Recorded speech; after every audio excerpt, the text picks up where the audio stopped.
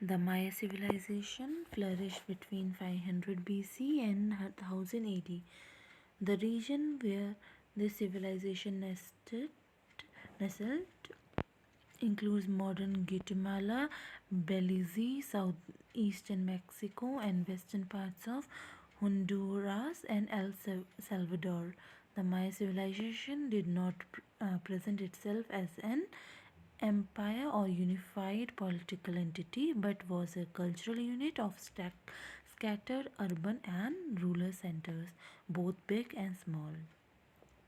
Though many of the centers were related or rather connected with causeways, also the political influence of some of the large centers was evident from the use of their emblem glimpse symbols and sculptured characters on the monuments at smaller centers. Administrative structure also suggests that some centers were subordinate to larger city states. At certain stage, four huge primary regional centers were emerging, each with its own emblem, glyph, and ruling dynasty. These were Tikal, Kalakmul, Kopan, uh, Peleng, Palenque. In fact, throughout their history, the Maya centers recognized only four centers as paramount, each representing one of the cardinal directions. Their monumental architecture, fine art, hieroglyph or writing, astronomy, and calendar make them one of the most sophisticated civilization of the world. Settlements and architecture. Cities and ceremonial centers are found almost in all Maya settlements, and the number of remains of used structures are staggering.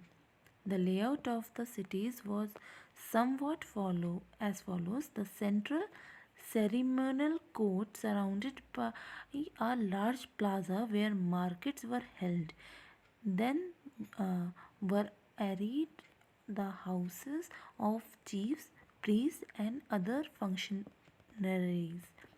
And further away, these were the houses of common people. There were other structures also from small plazas to enormous reservoirs, broad crossways, ball courts, and smaller monuments. In the highland Maya settlements, there were cenotes, pits, and wells for procuring usable water. The use of lime mortar and corbelled arch was the distinguishing characteristics of the Maya architecture. In the corbelled arch, the stones are so placed that each projects a little beyond one below it. Eventually, the walls meet and a vault is created to support this type of arch. A weight mass was necessary as the result of this a comb-like design developed into the roof. This also because an overhanging to act as cantilever to the vaulting. Maya architectural facades has thus had lavish and intricate designs. Beside the spectacular pyramids, the Mayas also constructed ball courts, gateways, sweat steam baths, vaulted bridges, raised platform, and where plays were performed. Uactum was one of the oldest, though not one of the most elaborate instances of the city of Maya. The city represents the general character of Maya civilization. The principal temple pyramid, although only 27 feet high, is interesting since it shows the evolution of the pyramid form, which in the nearby Tikal was to height of 200 feet. The wide stairway was ornamented by stucco masks, some of which were even 8 feet high. In series of isometric drawings, the evolution of the temple complex can be seen. The first structure was a raised stone platform on which rested a wooden house. In the next stage of development, three identical temples were built with similar stairways and decorated roof chests facing each other. There is evidence of a high priest buried in the plaza. The floor level was raised to contain his tomb, and similar temple, presumably above the grave, was added. Slowly, with the passage of years, the evolution of the techniques of the temple developed into a complex of buildings. At Tikal, around 1st century AD, three large platforms and two smaller ones were built on the North Acropolis. The large platforms, whose earth and rubble cores were faced with stucco, were about 4 to 4.5-meter high. Their stairways were decorated with painted stucco masks, probably representing supernatural jaguars. Similar stucco masks Similar stucco masks were used to ornament the facades of the platforms at Syros and at other sites. Monumental buildings were also constructed during the late formative phase of El Mirador, La Manai, uh, Cuilo, and altered the Sacrificios in Pitiden. Sorry for the pronunciation, and at Dizzyville, Charlton in the northern Yucatan. The deities whose representations were carved on the stucco mass and who were worshipped in the temples on the platforms may have been claimed as ancestors by the chiefly lineages. The rich burials found in Tikals and North Acropolis hint at this stage and this sort of spatial relationship between deities and rulers. Besides the monumental structures that the Mayas built, they had simple native houses for the peasants and other plebeians called the na. It was a type of house where the material used was wood for the wall and the palm leaf for thatch. The Mayas had a system of raised causeways or road system called scabe or scaboy. These used to connect ancient cities of Maya. The straight causeways even traversed jungles and swamps. The height of these causeways varied from 2 to 4 feet, the width from 15 to 33 feet, and length from 600 feet to 60 to 70 miles at a stretch. These roadways or causeways were ceremonial, economic, and administrative functions. Pilgrims who had a right of asylum must have walked along these causeways from the hinterland hinterland to elite ceremonial urban centers carrying offering tributes and also goods for trade.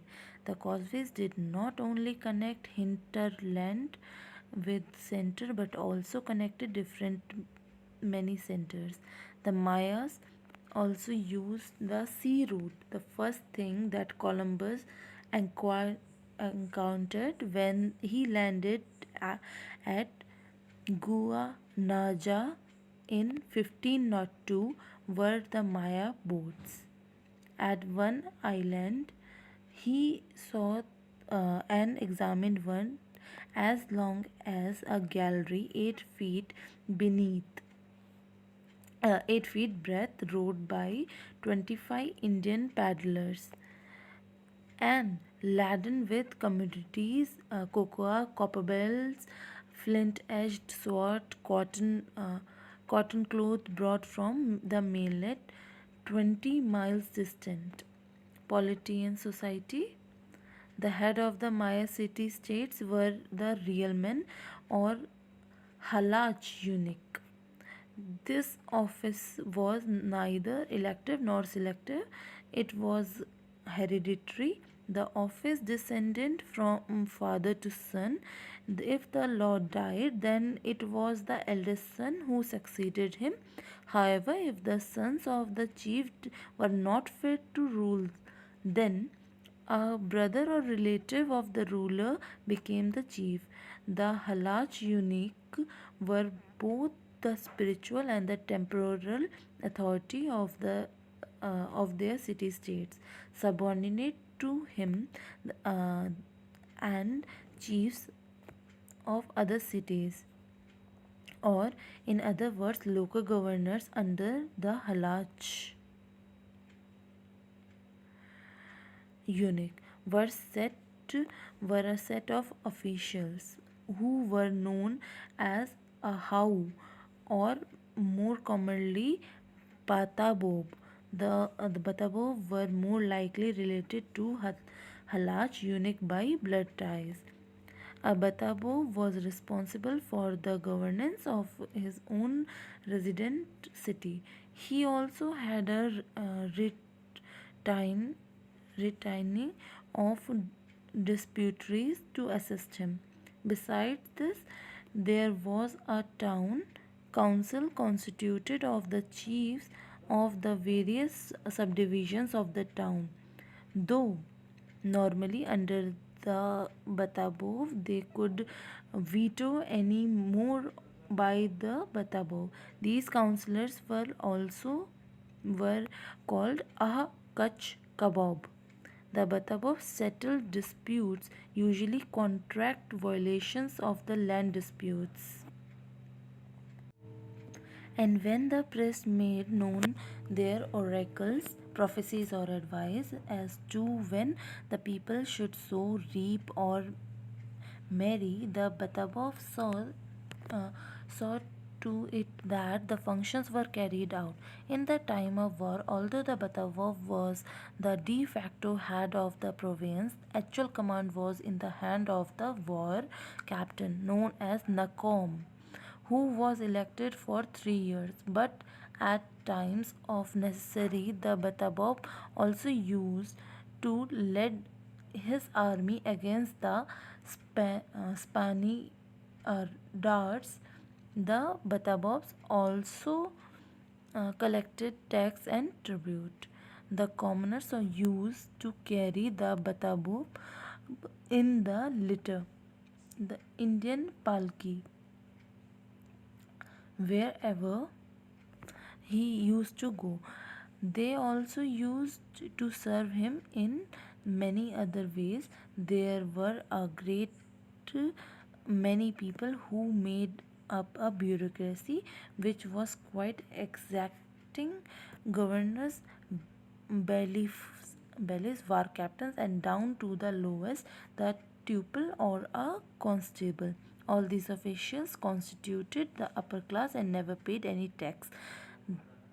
Commoners of or the peasants were uh, used to serve the man of upper class in many ways as laborers, both skilled and unskilled. They built the enormous plazas and pyramids. As skilled artisans, they needed to cut and lay stones, to plaster, to carve and cast. As unskilled laborers, they filled the ditch with the mud and helped the skilled craftsmen in numerous ways. They were the primary producers also. The Maya agriculture was quite varied with innumerable kinds of crops, fruit bearing plants, dye producing plants, etc., all of which needed different kinds of attention and labor. Though maize was primary crop, beside maize they planted beans, grew squash and pumpkin, sweet potatoes, sweet cassava, and kind of turnip. Land and salt pits were commonly owned. Individual communities member were assigned plots of land to cultivate and grow food. Availability of water was a regular problem for Maya, in spite of the fact that the entire zone used to get high rainfall, except the settlements which were near rivers.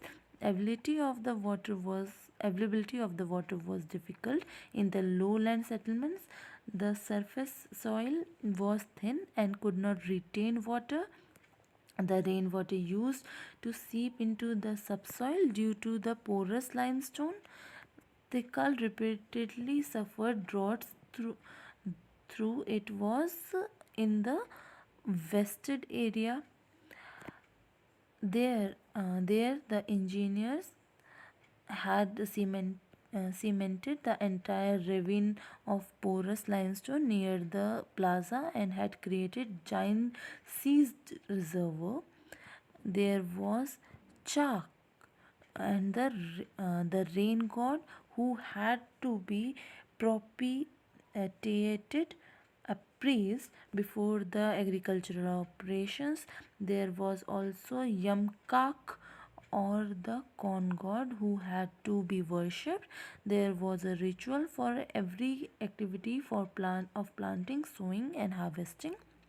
In one of the Maya codices, it was stated this was this is the record of year bears of the Unial.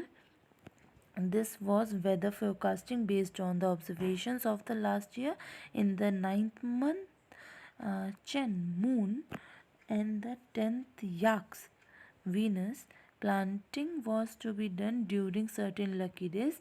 The subscribe the subscribed priest or the Chilan used to guide the peasants of on this, yet much of this was based on observation of the earthbound men peasants who related them to peace. The priest in turn put it all down in uh, glums glimpsed script so that it could be remembered.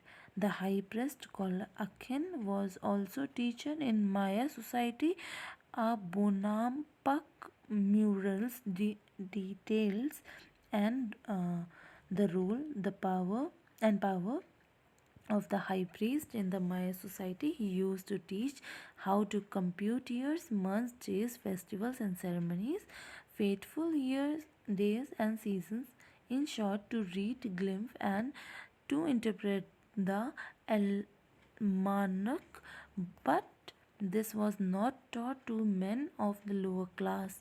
It was reserved for the noble and priest's sons. The Maya peasants used to store food grains for rainy days. The lower section of Maya society also made to pay tax or contribute.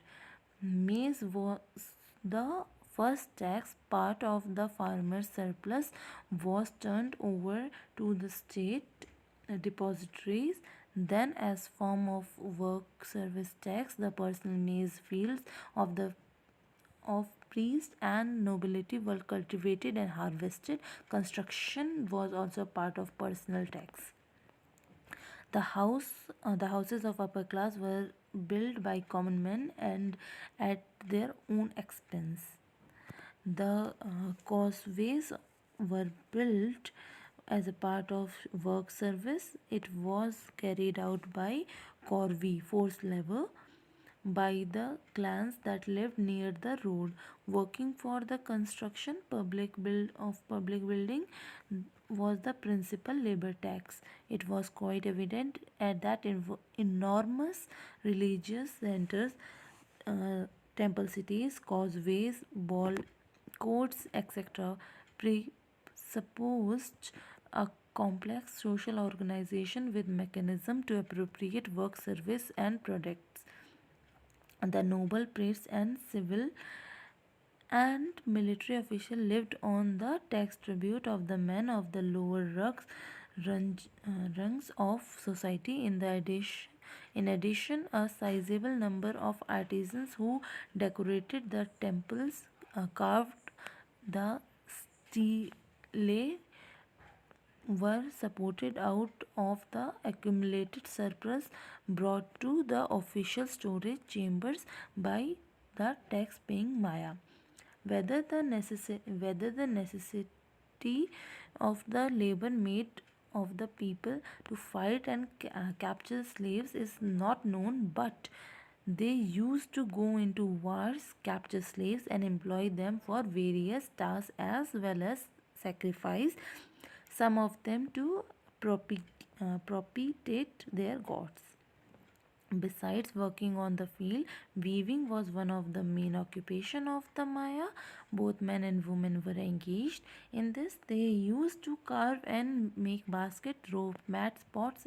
Exchange of goods and trade with other people was regular activity. But one of the most significant feature of Maya culture was calendar and a hieroglyph. The Maya had three different calendars: the half year of 18 periods of or months of 20 days each, plus a terminal period of 5 days called Yib, Yuib, or empty or unlucky days. The second was Tizokin, a sacred calendar of 260 days. A third was a long count, which reckoned the number of days since the mythical beginning of the Maya era, which was dated for Ahau 8 Chamau, Chamu, for reasons inexplicable till date. This in this calendar, 20 cleanse or days made a Maya month, 18 unals, and 5 Uyeb made a ton of 365 days. Next came Khatun, a period of 7,200 days or 20 years, and 52 years made a cycle of years. The 9 known Maya time periods, such as days, months, etc., had a corresponding glimpse. Glimpse actually was their language to record, which has so far not been completely deciphered. Only those glimpses which pertain to calendars, etc., have been somehow read. How, why, and how did Maya civilization collapse?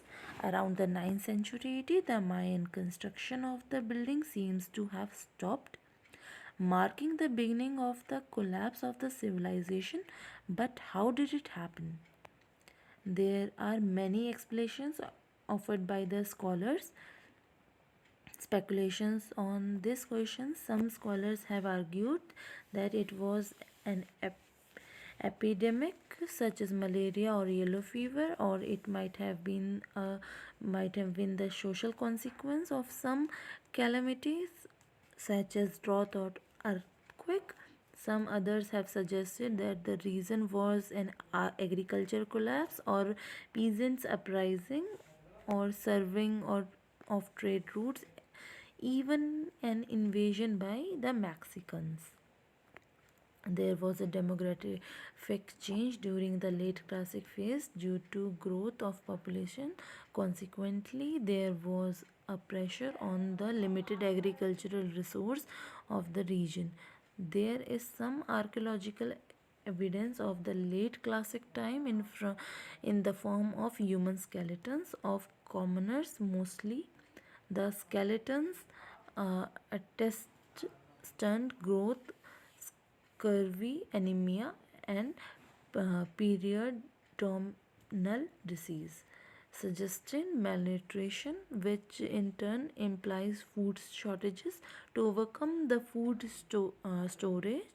shortage, the people might have intensified the use of natural resources available, as shortening of the interval of leaving the land fallow or burning forests to clear land to extend cultivation. Such agricultural activity must have led in long run to change the rainfall pattern, fertility of the soil, and so on. It is suggested that this caused agriculture exhaustion and ecological disaster, thus leading to the decline of the civilization. But such explanation fails to answer the question as to why growing population did not increase the kind of agriculture which they used to practice. Why did they change over to a different detrimental practice? So some other ways of looking at the agricultural crisis and the decline of the Mayas have been found. This question becomes more important in the light of recent archaeological discoveries of the practice of very intensive agriculture in this civilization.